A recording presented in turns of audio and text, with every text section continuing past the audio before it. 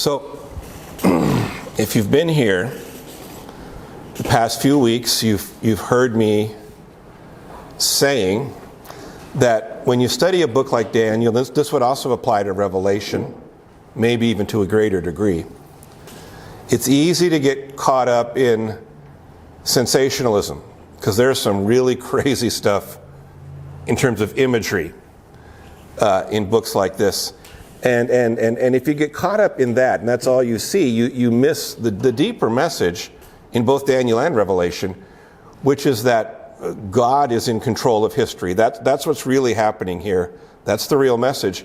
So, for example, we spent the last couple weeks here in Daniel 7, and I'm as interested as anyone in discussing like these four beasts, what they represent, and I gave you my ideas. And there's not a unanimous agreement on that, but it makes for interesting discussions. Other people have different views. And then people especially, and I never really gave you a view on this because I really don't know. People like to talk about the 10 horns, what they are on that fourth beast, and then the little horn and what that represents. And I gave you some ideas last week, and there's other ideas out there as well. But my point here is that you want to be balanced. You want to be careful when you start talking about these things, because there's even this point where Daniel goes to an angel, and he essentially asks an angel, "What does this mean?" And the angel interprets the vision, but he doesn't give Daniel any names, doesn't give him the names of any countries. He simply says, these are a series of kings that are going to appear throughout human history. So, verse 17, here's what the angel says. These four great beasts are four kings who shall arise out of the earth. And then the angel goes on and he explains what the horns represent. And again, he gives some detail, but at the same time, the explanation is kind of vague. It's in verse 24. As for the 10 horns, out of this kingdom, that's the fourth beast, 10 kings shall arise, and another shall arise after them. He shall be different from the former ones. This is the little horn, and shall put down 3 kings. And I didn't read everything the angel says because it's really more of the same. He gives Daniel these unusually specific details, but no names, no actual identity. This is what this is. And that's because, I believe, the point of the vision, or this vision, is not to identify the kingdoms. It's even if we get them wrong, it's okay. The real emphasis here that the angel is giving is that God is in control. And so that's what we're looking at tonight, what this vision, and we didn't discuss this last time as much, so I want to spend equal time on it. What this vision tells us about the authority of God. So our main text is going to begin in chapter 7, verses 9 and 10. So as I looked, thrones were placed, and the Ancient of Days took his seat. His clothing was white as snow, and the hair of his head like pure wool. Again, that's white. His throne was fiery flames. Its wheels were burning fire. A stream of fire issued and came out from before him. 1,000 thousands served him, and 10,000 times 10,000 stood before him. The court sat in judgment, and the books were open. So, obviously, that's a picture of God. That could not represent anyone else. And all of these aspects of this image each have a symbolic meaning. So, like, for example, in the ancient world, white clothing symbolized holiness or purity. It's kind of like, we kind of don't do it as much today in our society, but for many years in our own country, when a young woman was married, if she wore white, it was a sign it was her first marriage. She was a virgin. That comes out of the ancient world. That imagery that white clothing represents holiness and purity, and then white hair. Again, we've lost that in our society because we don't respect older people like we used to. But in most of the world throughout history, white hair was symbolic of somebody who has a great deal of knowledge and wisdom, just gained because of years of experience. Now, if you call somebody old, it's almost an insult in our society, which is sad. Because in most societies, it's a term of respect. If I was to walk up to someone in many parts of Africa and say, old man, I'm honoring him. Same thing in many parts of Asia. And so the white clothing, the white hair, the imagery is of knowledge, wisdom, and holiness. And then Daniel sees this fire that surrounds God, his throne, and there's wheels under the throne, and then there's this essentially a river of fire that comes out from him. And again, we have an idea, but I'm talking about how the ancient people viewed that. In the ancient world, fire symbolized two things. It symbolized power, obviously, and it symbolized judgment, the fire of judgment. So anybody back then reading this would have understood all these things together as describing God as holy, as having all knowledge and wisdom, and all power. And so he's the only one who's qualified to judge. That's why he's on a throne, a place of judgment. And then Daniel sees also this great, I'll call him, I like the old King James word, this heavenly host. Word means an army. This group of heavenly creatures, of heavenly beings that worship God and are up there in heaven. And they exist to do his will. That's in the middle of verse 10. 1,000 thousands served him, and 10,000 times 10,000 stood before him. They're waiting for God to tell them what to do. And that's their role, to carry out his will. So here's the message that this part of the vision is conveying. Things aren't always as they seem. Anybody living back then would have looked at Babylon and said, wow, this nation is incredibly powerful. And by the standards of human kingdoms, it was. It was the strongest nation that ever existed in history to that point. Then you have these nations that come after, and I think they're, again, Medo-Persia and the Grecian Empire, and then Rome. But again, they would seem very powerful, and they were. But the point here, by showing us this heavenly vision, is that there's no human kingdom, no matter how powerful, including our own country, that will ever come close to the power and authority that God possesses. And beyond that, no matter how strong any nation or any human ruler is, all of them will ultimately answer to God. That's the end of verse 10. The court, this is the heavenly court led by the Ancient of Days. The court sat in judgment and the books were open. So it's a courtroom setting. The books are the records of everything that's been done, and people are going to be held to account. So essentially what Daniel is doing here, or what the Lord is doing through this vision that Daniel's sharing, he's showing us the contrast or the difference between what appears to be and what really is. So, for instance, last time we talked about the little horn, right? Whether it's Antiochus Epiphanes, the Antichrist, however you want to approach that, and it has all this power. So this is how things appear, verse 8. I considered the horns, and behold, there came up among them another horn, a little one, before which 3 of the first 4 horns were plucked up by the roots. And behold, in this horn there were eyes like the eyes of a man, and a mouth speaking great things. Boastful words is the literal Hebrew. So that's how things appear. You've got this powerful leader who's got all this influence. But what Daniel is saying, no, wait a minute. He's saying all of these human leaders, these kings that are going to rise up, including the little horn, they're going to be judged by God. That's in the middle of verse 11. And I looked, and the beast was killed, and its body destroyed and given over to be burned with fire. As for the rest of the beasts, their dominion was taken away, but their lives were prolonged for a season and a time. So God allows them to live and to have a degree of authority for a period of time that he has decided. The difference, again, the way things appear are not necessarily the same thing as the way things are. Here's what the world does to you. And this is not going to surprise you, I don't think. The world lies to you. Really? The world lies to you. The world lies constantly. It tells you this is how things are. The world it spews propaganda, if you want to use that word. Its version of the truth. The world system sets itself up as the final arbiter of truth. It renders its judgment. But what Daniel is showing us here is that the court of heaven has the final say, and God is the one who is really sitting in the place of judgment, not the world, not these world kingdoms, not these kings. And all of these human kingdoms that he's talking about here, these four kingdoms that we see, these beasts, and really any kingdom that comes after that, they are relatively short-lived.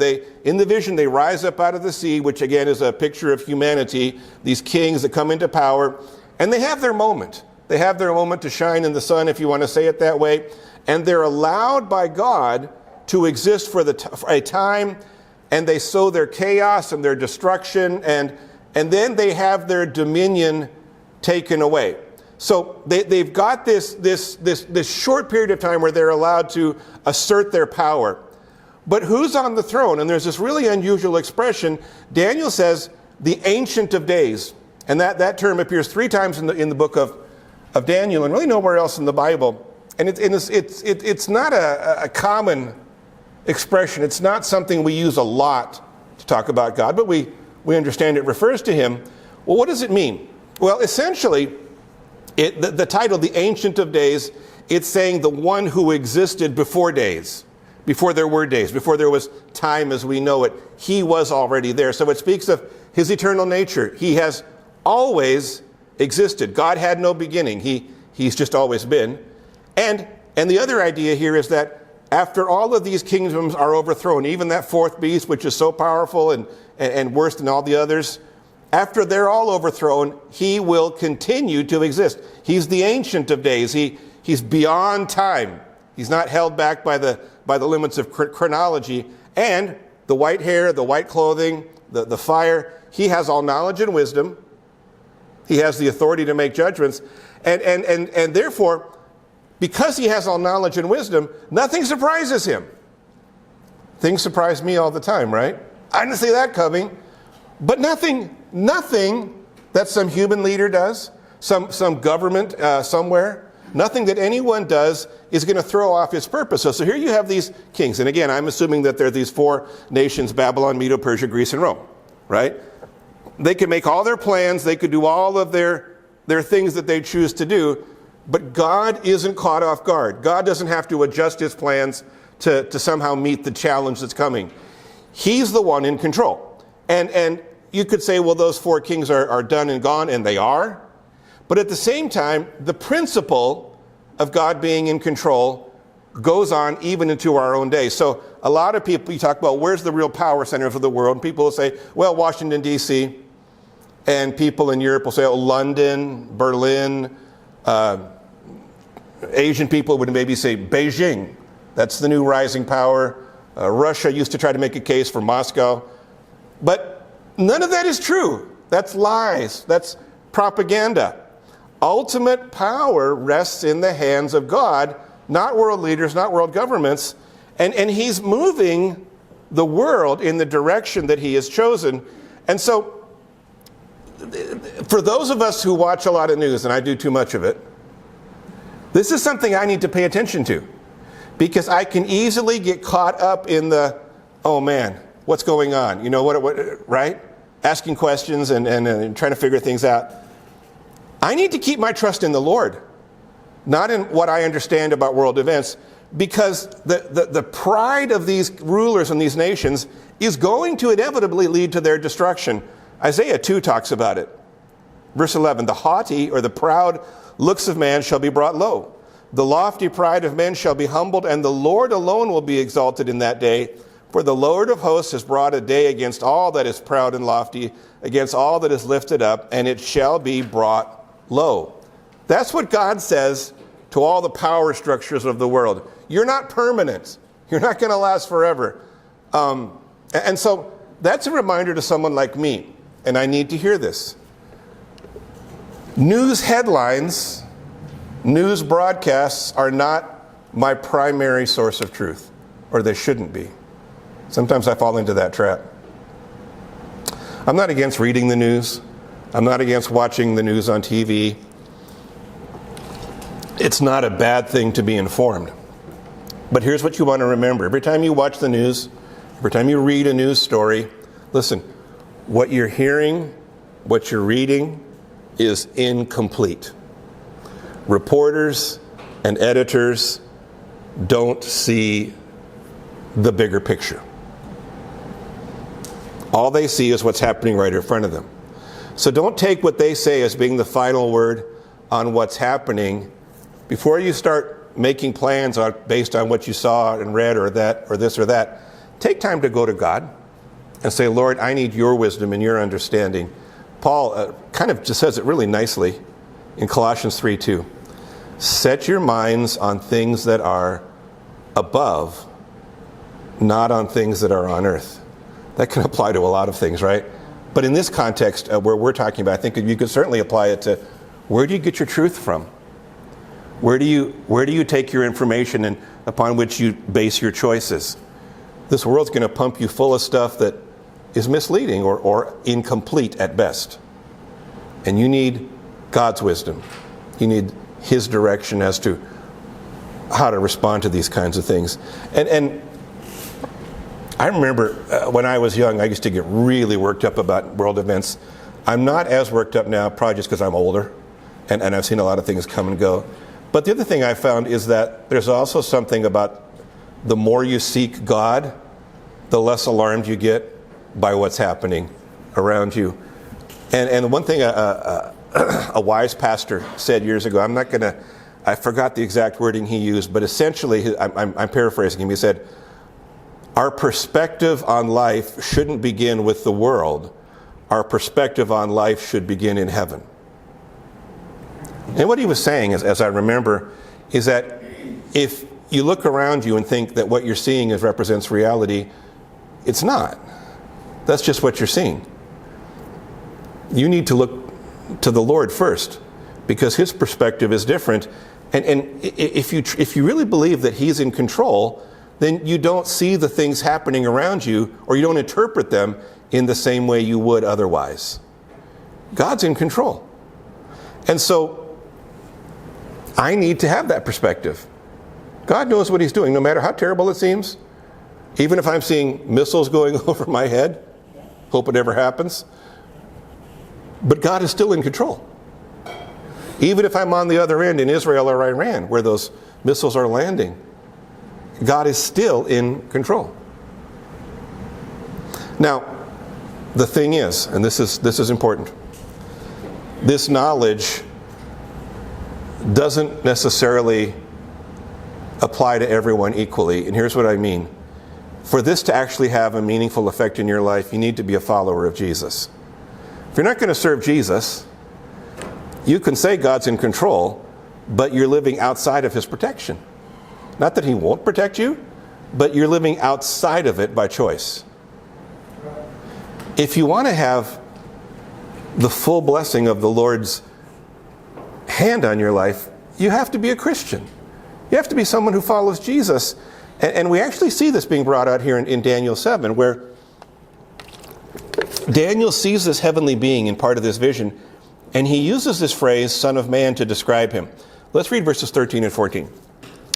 I saw in the night visions, and behold, with the clouds of heaven there came one like a son of man, and he came to the Ancient of Days and was presented before him. And to him was given dominion and glory and a kingdom that all peoples, nations, and languages should serve him. His dominion is an everlasting dominion which shall not pass away, and his kingdom one that shall not be destroyed. Now, what I'm going to say to you now, I don't think Daniel would have in any way fully understood this because it hadn't happened yet. He's describing what he sees, but the fulfillment is yet to come. But the first thing I want to point out to you, there's this real contrast between these sources of power. So the first thing he talks about are these beasts and these horns, these kingdoms. And the more you read about them, the more you begin to feel fearful, right? They're fearsome, they're warlike, they kill, they destroy. And it leaves you with a feeling of unsettledness. Why? Because the way that they exercise their authority and increase their kingdom is through violence. They control people through harsh measures and mistreatment. And so people talk about, during the Romans, that they brought the Roman peace, the Pax Romana, and you could travel throughout the Roman Empire, and it was a good thing. Well, yes, but it was a thing enforced through the backdrop of fear. If you got crossways with the Romans, they'd kill you. So, there was peace, But it was a piece at the edge of a sword, right? That's the world's system of leadership. That's how human kingdoms operate. Whereas the Son of Man that Daniel sees here, it's very different for him. He builds this kingdom, but it's not one on violence and fear and controlling people by forcing them. Yes, he has dominion, but the whole image, as you read it, it's built on peace and safety. Now, some people say, well, how do you know that the Son of Man here is referring to Jesus? It doesn't actually say it in Daniel. And I won't read them all for the sake of time. I won't read any, but I went through and I did a search of the four Gospels, right? Matthew, Mark, Luke, and John. And you discover something there that, and some of you maybe already knew this, that's interesting. People say, well, what did Jesus call himself? And a lot of people assume that he would have called himself primarily Messiah or Son of God. He actually doesn't. He does to a degree, a little bit.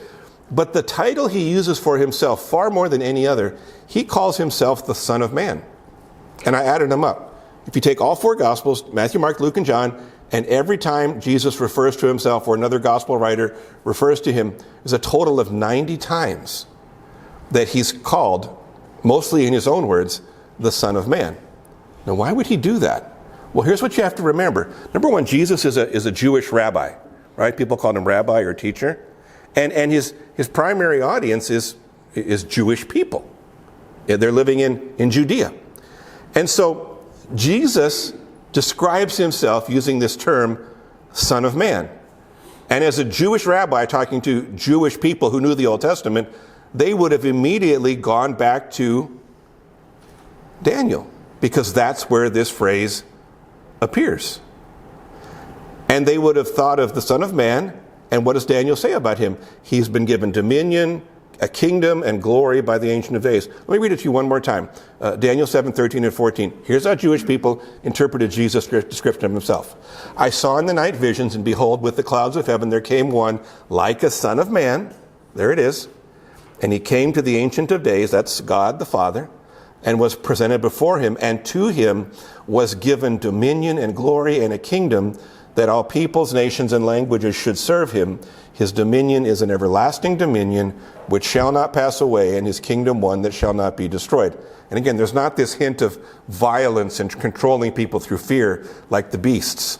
It's just a picture of a kingdom, of an everlasting kingdom. And so it's kind of interesting to me that we actually today have a more complete understanding of Daniel 7 than Daniel himself had. Daniel was the one used by the Holy Spirit to write those words, but I don't think he could have understood them fully. And yet we know that the Son of Man is Jesus, because Jesus says so in the way he describes himself.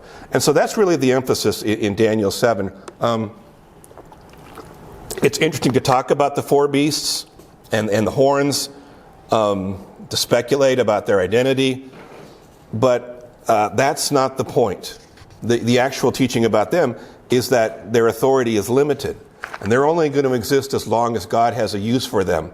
And the same is true of the 10 horns and the little horn. Yes, they're strong, and yes, for a period of time they're going to do terrible things, but they can only act as long as God allows them, and he has a purpose and a plan that they're part of, whether they realize it or not.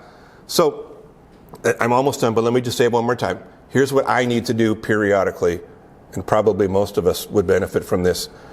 Number one, don't get caught up in headlines, right? It's easy to do. Which way is the economy going? What's Washington doing? Right? Don't get caught up in what people are saying about this or that. Put your focus on God. Put your focus on his purposes. And rather than just reading the news and watching the news, spend more time in the Word and in his truth and in prayer and in worship. That's so essential. For every bit of time that I spend reading a news story, if I've got wisdom, I'll spend some time in the Word, because that's going to bring balance. It's going to bring perspective. And then one last thing I want to leave with you, and then we'll have our discussion. I've heard, and I've done this. I've heard a lot of people, Christians, describe history as this ongoing cosmic battle between God and the devil. And that's true, except in a sense there really isn't a battle taking place at all. Because a real battle can go either way if it's a true battle, right? That's an exaggeration, but you understand what I'm saying? Both sides have to have a chance to win. Otherwise, it's just one side beating up the other. And so there really isn't a battle taking place. The enemy appears strong, and he can do certain things. But what have we been seeing here? His strength and his activities are limited by God. These beasts, powerful nations, powerful kings, and yet in the moment God decides, they all came to a sudden end, and they cease to exist. That's why I say there's not really a battle. There's not really a question of who's going to be victorious. Yeah, the devil is powerful. And he's way stronger than I am. He's way stronger than you are. But he is nothing compared to God. So there isn't really a battle. The kingdom of God will emerge victorious. And that's the message here. So one more time, let me read verse 14, then we'll have our discussion time. And to him, that's the Son of Man, was given dominion and glory and a kingdom, that all peoples, nations, and languages should serve him. His dominion is an everlasting dominion which shall not pass away, and his kingdom one that shall not be destroyed. So that's actually just a reminder that the book of Daniel isn't necessarily meant to be this scary thing of all these horrible things that are coming. It's actually a reassuring word. God is in control. Yes, terrible things are happening, but they're limited by God. He's got a purpose for everything. And even if I suffer in this life, I'm part of his kingdom, and that kingdom will be victorious. And as we talked about last week, I will be part of it, and his reward for those who are faithful is sure and certain. And that's where our security lies. Amen.